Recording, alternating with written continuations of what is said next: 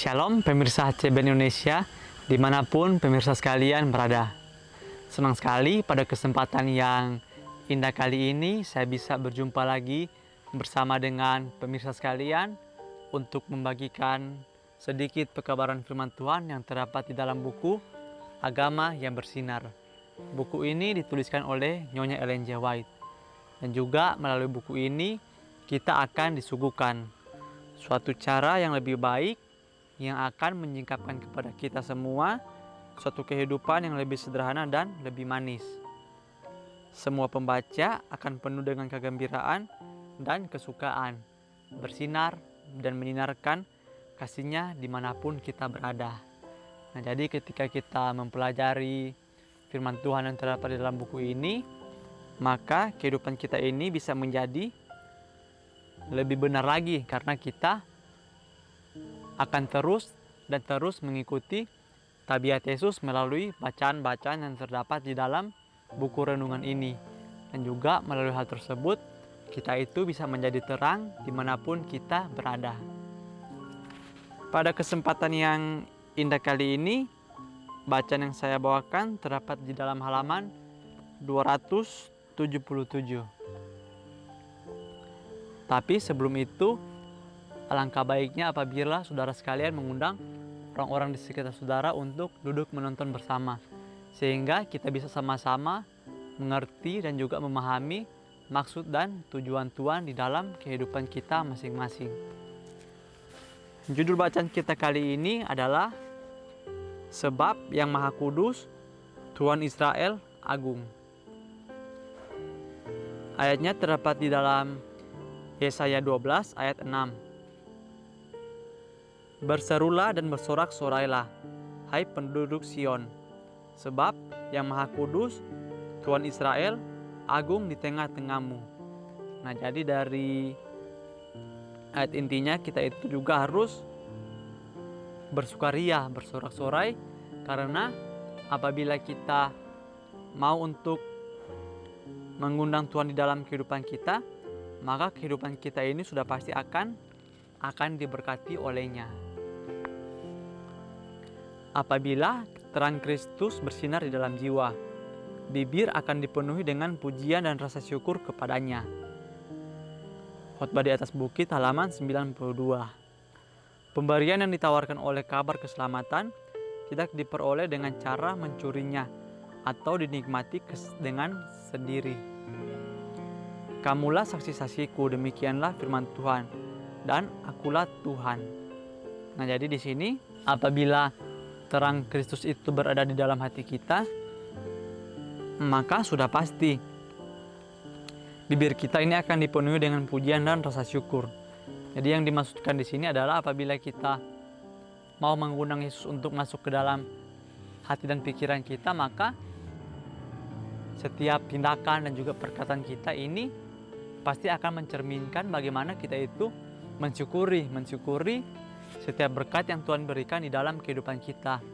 Dan kita itu tidak akan pernah mengeluh dengan kehidupan yang kita rasakan sekarang ini. Jadi mungkin ketika kita berada di suatu keadaan yang senang, itu sudah pasti otomatis kita akan bersyukur.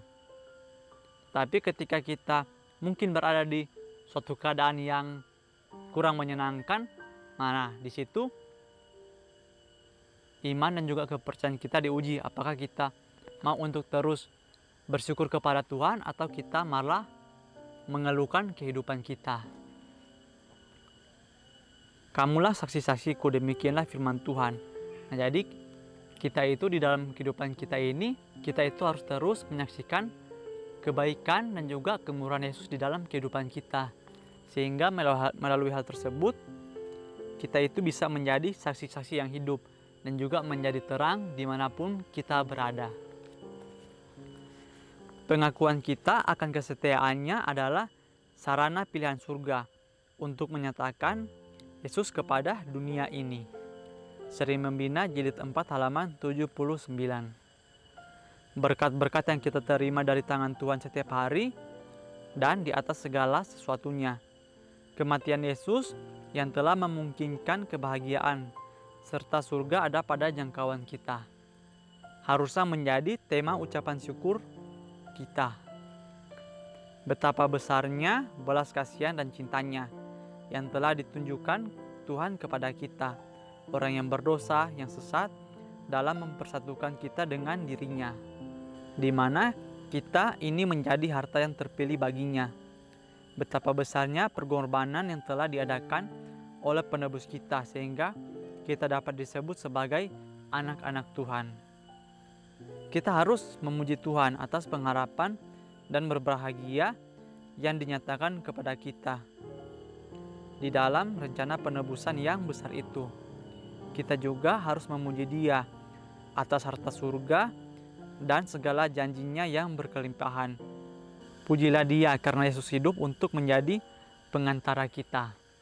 Alfa dan Omega, jilid 1 halaman 334. Nah, selanjutnya di sini kita itu harus mensyukuri berkat-berkat yang kita terima dari tangan Tuhan setiap harinya. Entah itu berkat yang besar ataupun yang kecil. Terkadang kita ini sebagai manusia yang memiliki banyak kelemahan, terkadang kita lupa mensyukuri berkat-berkat yang mungkin kita rasa itu adalah kecil. Tetapi ketika kita merasakan berkat yang besar, maka kita akan bersyukur. Nah, itu tidak bolehlah kita lakukan, karena apapun berkat yang Tuhan berikan, semuanya itu sudah sesuai dengan porsi yang Tuhan ukur di dalam kehidupan kita masing-masing. Di sini juga dikatakan betapa besarnya belas kasihan dan cintanya yang telah ditunjukkan kepada kita, orang-orang yang berdosa, dengan cara Dia mengorbankan anaknya sebagai penebus kita, sehingga kita ini bisa disebut sebagai anak-anak Tuhan. Nah, itu bisa kita lihat kembali bagaimana pengorbanan Yesus Kristus, di mana Dia itu mau untuk membagikan pekabaran Bapaknya di surga, dan juga Dia mau menjadi contoh sebagai manusia yang benar, sehingga melalui hal tersebut Dia memilih untuk mengorbankan dirinya agar saya dan juga saudara bisa diselamatkan. Dan juga melalui hal tersebut kita itu bisa mempraktekannya, atau kita bisa mengambil pelajaran yang penting. Ternyata di dalam dunia ini kita itu tidak harus atau tidak boleh mementingkan diri kita sendiri. Kita itu haruslah seperti Yesus Kristus, di mana kita itu harus mengutamakan kepentingan orang lain, barulah kita memikirkan diri kita sendiri. Dan juga ketika kita melakukan hal tersebut, maka tanpa kita sadari, pasti Bapa kita di surga itu juga akan memberkati kita. Bapa kita di surga itu pastilah akan memenuhi segala kebutuhan kita di dalam kehidupan kita sekarang ini. Kita harus memuji Dia atas harta surga dan segala janjinya yang berkelimpahan. Nah, jadi kita itu mungkin ketika kita memilih untuk mengikuti jalan-jalan Tuhan di dalam kehidupan kita sekarang ini, mungkin kita tidak bisa langsung melihat harta yang saya maksudkan di sini adalah harta yang dilihat secara duniawi. Mungkin kita tidak bisa langsung melihatnya, tetapi di sini ada sebuah janji yang begitu indah, di mana kita itu memiliki harta yang besar, harta yang di surga. Dan juga sudah pastilah apabila kita mau untuk mengikuti Yesus, pastilah kita akan mendapatkan kehidupan yang kekal suatu saat nanti. Dan juga ketika kita memilih untuk mengikuti pilihan-pilihan kita, maka pastilah pilihan yang kita pilih ini belum tentu sesuai dengan jalan-jalan daripada Tuhan. Dengan pengharapan yang begitu mulia, penebusan sedemikian rupa yang dibayar Kristus bagi kita oleh darahnya sendiri, bagaimanakah kita hanya berdiam diri saja? Nah, di sini ada sebuah pertanyaan. Bagaimana cara agar kita itu bisa membalas kasih yang Yesus berikan untuk kita sampai dengan sekarang ini? Nah, tentu saja kita itu bisa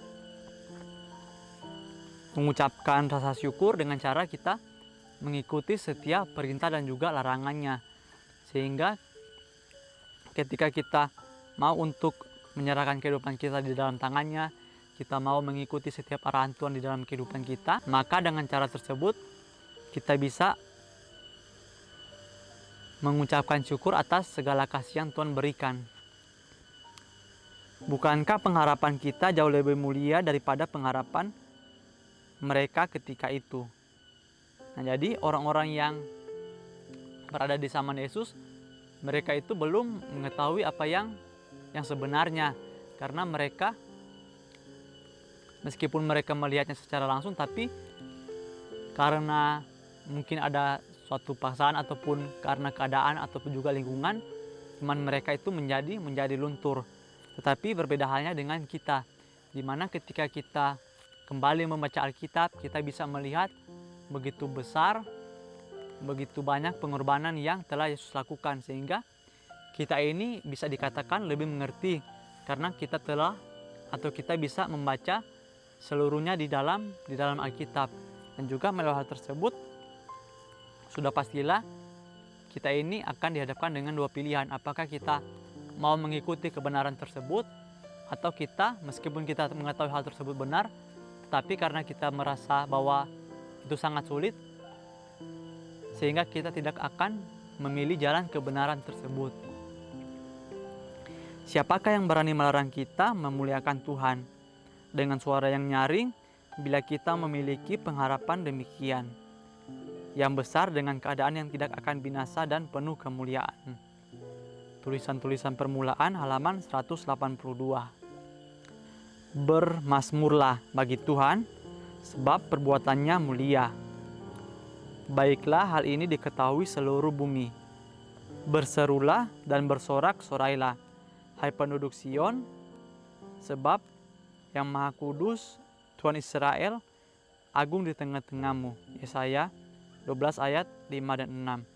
Nah, di pembahasan kita kali ini, seperti ayat intinya dikatakan kita itu harus bermazmur bagi Tuhan, dan juga kita itu harus bersorak-sorak sehingga seluruh dunia ini bisa mengetahui bagaimana kasih Tuhan itu di dalam kehidupan kita dan juga kehidupan mereka, sehingga melalui hal tersebut pekabaran firman Tuhan itu akan terus berlangsung sampai selama-lamanya, sampai Tuhan datang yang kedua kali.